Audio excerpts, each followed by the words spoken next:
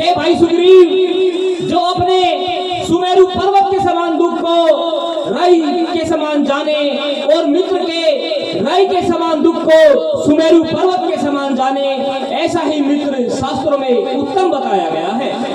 जिनके असीमत से जन आई,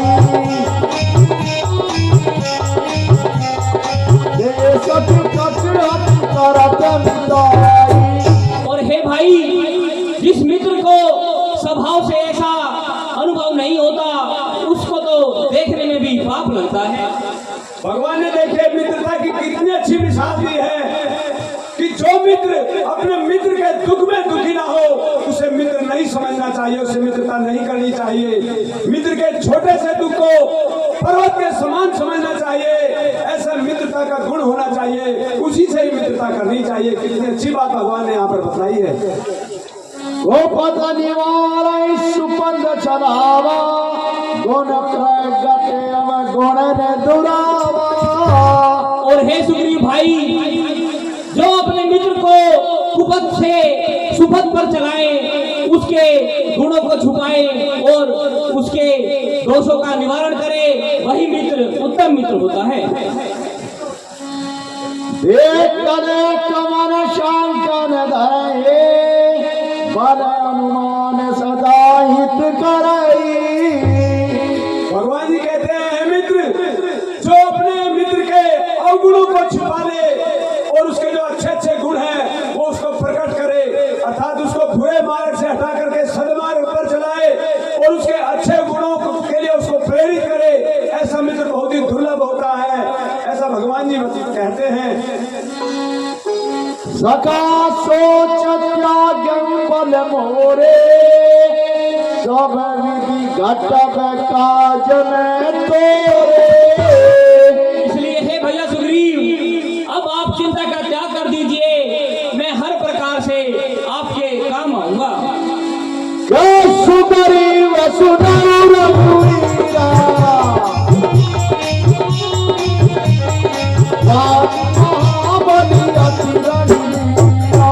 देखिए, जब भगवान जी ने कहा कि सुग्रीव तुम चिंता मत कीजिए, मैं हर प्रकार से तुम्हारे कार्य को करूंगा, तो सुग्रीव को कुछ संशय हो जाता है, क्योंकि वह जानता है कि बाली में इतना बल है कि जब उसके सन्मुख को लड़ता है तो आधा बल खींच करके उसमें आ जाता है।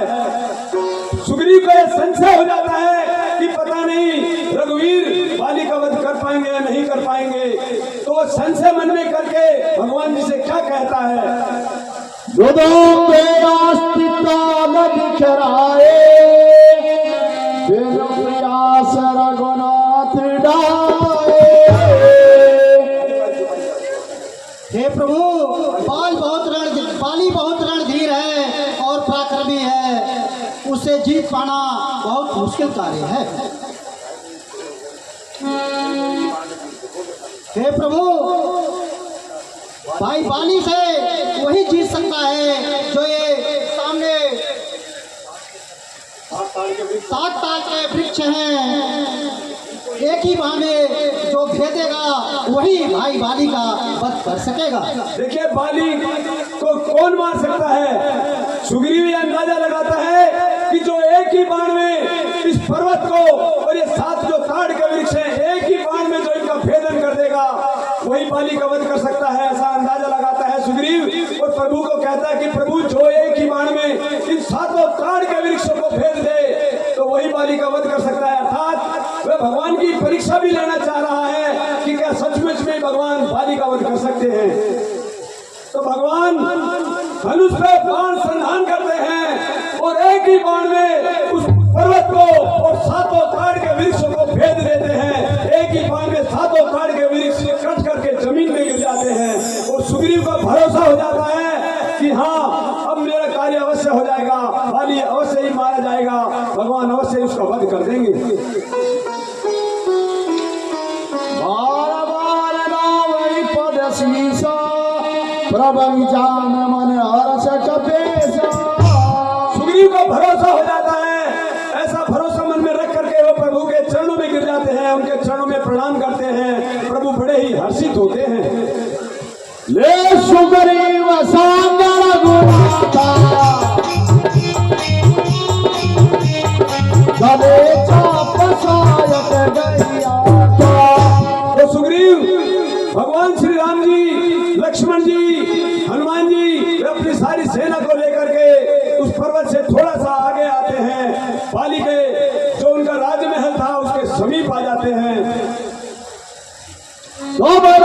पति सगुरी पठावा घर जैसी गाय कटे बने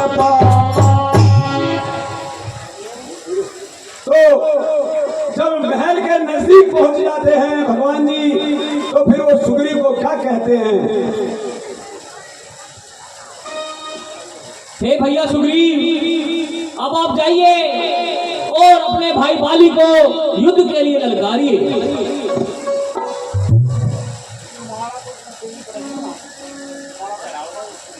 तो भगवान श्री राम जी सुग्रीव को कहते हैं, भैया सुग्रीव, अब आप जाइए और बाली से युद्ध कीजिए। ऐसा भरोसा देकर के भगवान सुग्रीव को बाली से युद्ध करने के लिए भेज देते हैं। उधर